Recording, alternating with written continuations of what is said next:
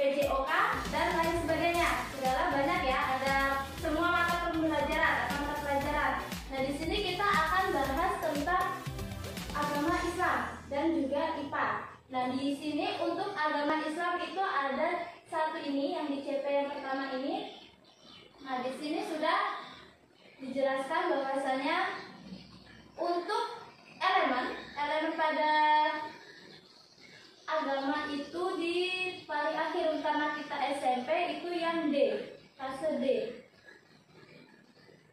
Nah, di sini. Nah, untuk fase D biasanya itu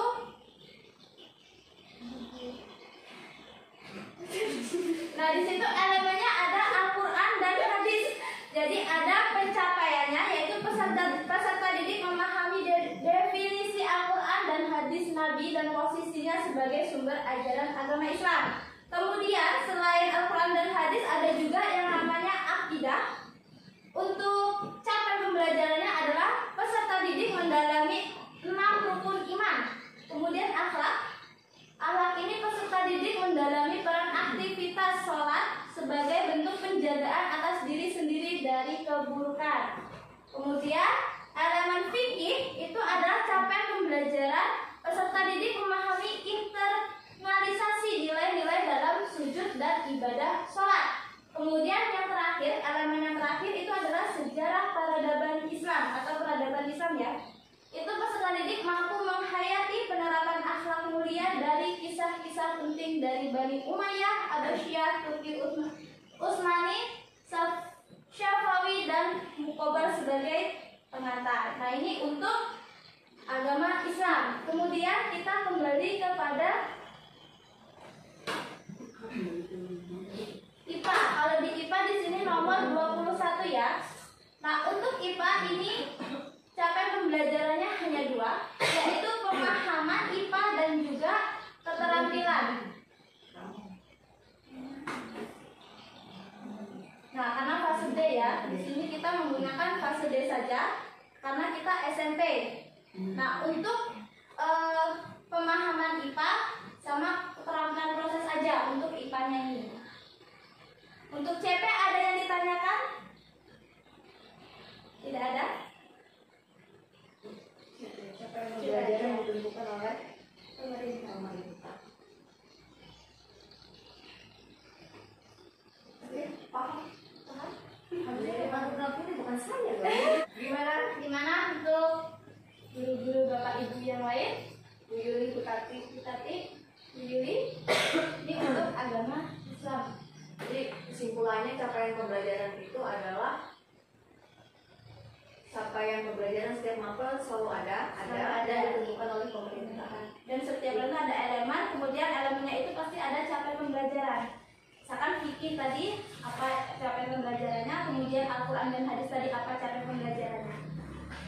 Jadi elemen itu sama dengan materi ya? Iya, materinya. Materi yang mau dijelaskan atau yang ada di buku itu.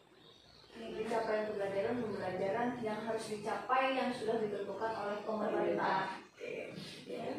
Makasih Bu Miski. Ada gambaran. Lanjut ke ATP, yaitu alur tujuan pembelajaran. Nah, di sini ada beberapa cara dalam mengurutkan tujuan pembelajaran. Yang pertama, pengurutan konkret abstrak, pengurutan deduktif, pengurutan dari mudah ke sulit, pengurutan hierarki, dan pengurutan prosedural serta scaffolding.